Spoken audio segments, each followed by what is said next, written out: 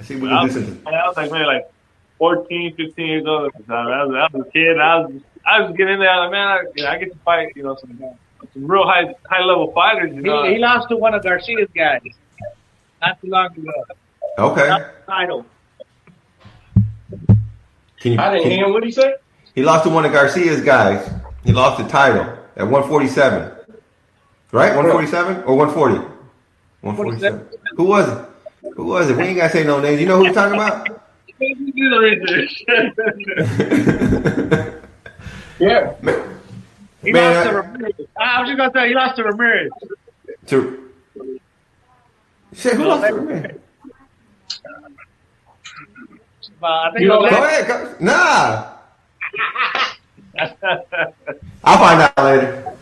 Man, well, that's awesome, man. Traveling around the country, it's real easy to get addicted to the to winning and feeling that getting that recognition and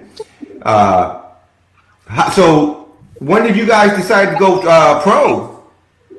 And we decided that when I was about 17 years old, and the 2016 Olympics were right around the corner. What happened was, I was fighting, hard in the gym. Every sparring we could get, we take advantage of it and go get some rounds in. But I was about 17 when the Olympics were going to happen for 2016, and according to the rules, I wasn't allowed to be on the USA team of age. I wasn't 18 at the time or whatever it was. And, that was a bit frustrating because, of course, we'd have to wait 4 years in order to be able to compete in the next Olympics. 2020 by that time, I was already, I'm 22 right now, so I was like, it's too late to start a professional boxing, especially because this sport is still, it's a short-term sport. It's not a sport where we can retire at 65 years old, so we don't have that luxury. So, we talked it over, me and my dad. We were getting calls from even the Council of Mexico's Olympics. Yeah, the Mexican Council, they called me and they said if we wanted to be on their on the national team. Yeah. Be able to compete in the 2016 Olympics. Yeah, because they would allow Mexico would allow him to fight for the Mexican Olympic team, and we talked it over. They were going to give him a citizenship. They even asked us, what state. I said, I wanted to go Durango, where my parents are from. Yeah. So that we got an opportunity. We started getting calls from other promoters. I was like, man, let's think about it. And then there was a big tournament here in Dallas, Dallas Pals. And I told him, you know what? Go ahead and fight in this tournament. If you win that, if you give me that belt, I'll turn pro. And he went in there and he beat a good prospect from Houston. His name is Darius Bogan. He's on the national team right now, I think. And he beat him here in Dallas, got the belt. I think at that year, 5 months later, I turned pro here, and we sold out, the show. It made the co-main event for his debut. And the only reason they didn't do it, they didn't make a main event was because it was a title fight. They made him main event, and after that, he was main event. And there was people hating because there's another guy here in Dallas that had a title, and it was a title fight. And he got kind of upset because the card, they made him main event, and they made him co-main event. And he was like, why? If I'm 10 rounds, he's only 4 rounds. The second fight, you're making him. I'm like, well, the numbers are talking for themselves. I said, we got this place sold out, And that's how we started getting recognition here in Dallas with the other promotion companies. We were selling out the shows. That's the reason Garcia picked us up, because he saw that, he saw what we did on his first fight on their card. He said he had never seen ticket sales like that from a local boxer. So Juan, how did your attention come to these guys? What did you see in them, and how did you approach them? No, they actually approached us. Yeah. No, we're always looking for good talent, and when we saw them and we heard about them, everything was evaluated, and we liked what we saw. And one of the things that we liked about Listo is that he's a humble guy. He's very humble. His father, he's I just like the culture. And I just like the vibe. Make no mistake about it, his last title fight was a draw, but it could have gone either way. It was a great fight, and Listo was gracious enough to accept that and move on. Didn't dwell on it, and that's what we like in our champions. We like that. Okay, they accept it, they move on, and they focus on the next fight. Listo, are you sure you didn't have Are you sure you didn't have surgery, shoulder surgery before the fight? What's that?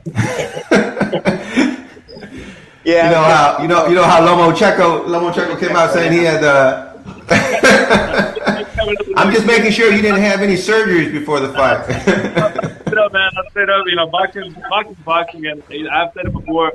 No such thing as a fighter coming in 100%. There's excuses. It's just about how you're able to fight through whatever you're going through, whether it be an injury, whether it be a whatever it is. You gotta fight through whatever it is stacked against you. And we knew who we were going against. I was only 5-0 at the time when I got in there in September with Nayo, and I think he came in 13-2.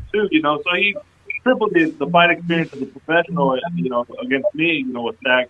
And, it's a pretty good threat. So we understood what our competition was. Just as when we went pro, a lot of people were saying that we were dumb to take the fight that we did because we had about 7 opponents fall through, and I was just wanting to make my debut.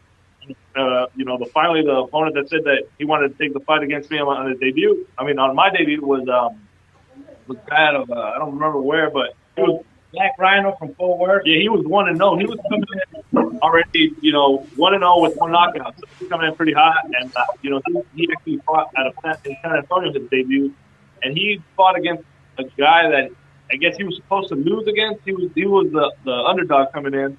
And he ended up knocking this guy out, I think, second round. So we're like, okay, so this is going to be a very strong guy coming at us. So we got to be very cautious. We got to be real technical and watch our fight.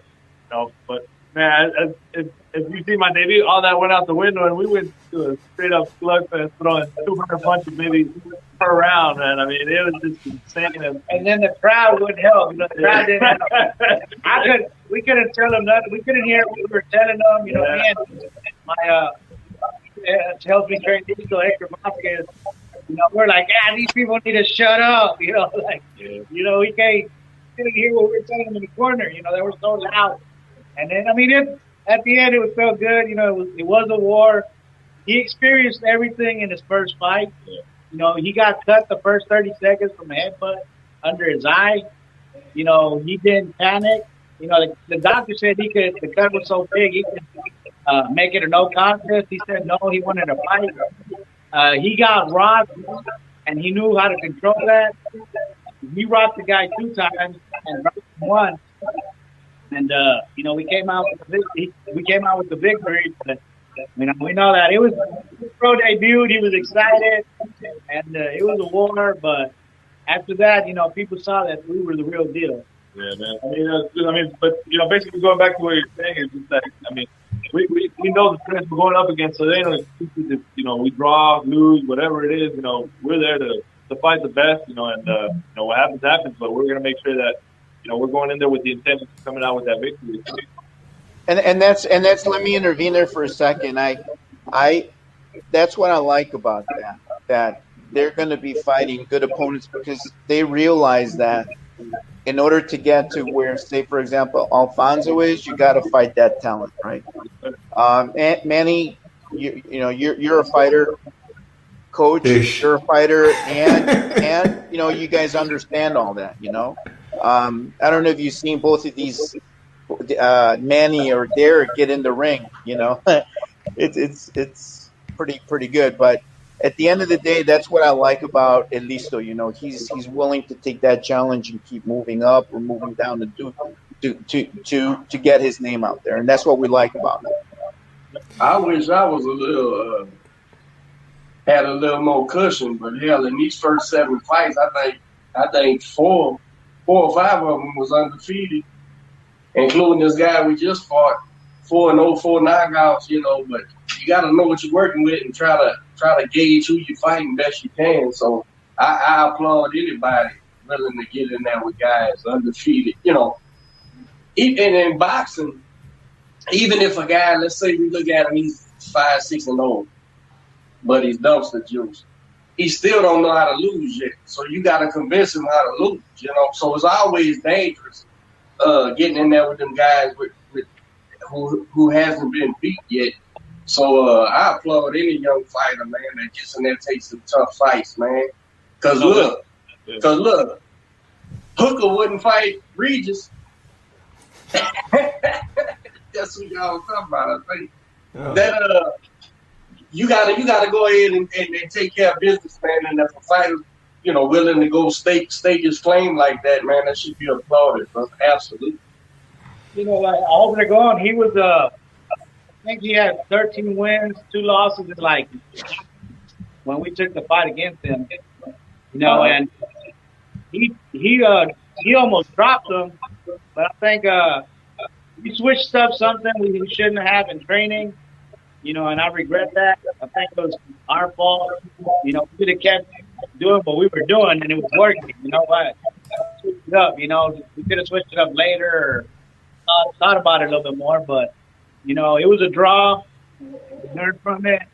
I asked them for the rematch right there as soon as we shook hands in the middle of the ring, and they said no.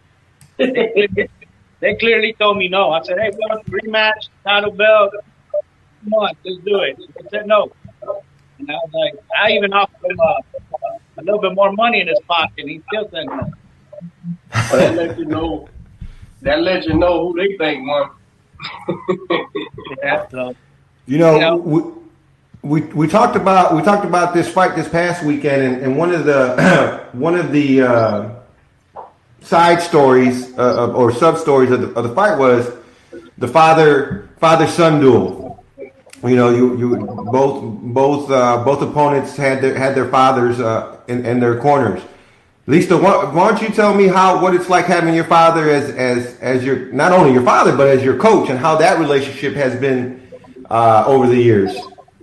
Well, I mean, definitely. I mean, it's not an easy task. You know, it's definitely not for my here. You know, but you know, from a young age, you know, it's just the way I was raised. You know, I mean, you know, other kids, you know, just like my dad had said before, they had the luxury of leaving the gym and forgetting about the coach. You know, they just, you know, hang out with the dad or whatever. But me, no, my coach was with me, my dad was with me. You know, it's just the way it is. You know, it goes hand in hand. And he was always there. I mean, he was always, you know, making sure that whatever I'm doing is for the better of my future. You know what I mean? Like, you know, whether it's what I'm eating, whether I'm staying out late, you know, whatever it is, I just, you know, he's making sure he's watching that after me. You know, and you know, as a kid, I really resented that. You know, I didn't like it. You know, I was like, man, I want some more freedom. I want to be able to go out, you know, do this. At the same time, my friends weren't, you know, the ones winning national titles. They weren't the ones being on local newspapers. They weren't the ones being on TV or radio stations and all that. As that came to fruition, you know, I started realizing, like, man, you know what? Like, now I really am proud that my dad was on my ass. He pushed me, that he made sure that I was doing the right thing. That, you know, everything that he was looking out after, you know, now benefiting me for my future. You know, all these national tournaments and all that has helped me gain some kind of attention to be able to be, you know, recognized and get signed by a big company like Garcia Promotions, who is now 5-time world champion. It's just, you know, crazy. You know, we were kids watching his fights, you know, on pay-per-view and having parties around it. And now, you know, I'm signed to Garcia. To his promotion company. great. It's right after 3 fights. When we've seen guys go 10, 15 fights without getting signed.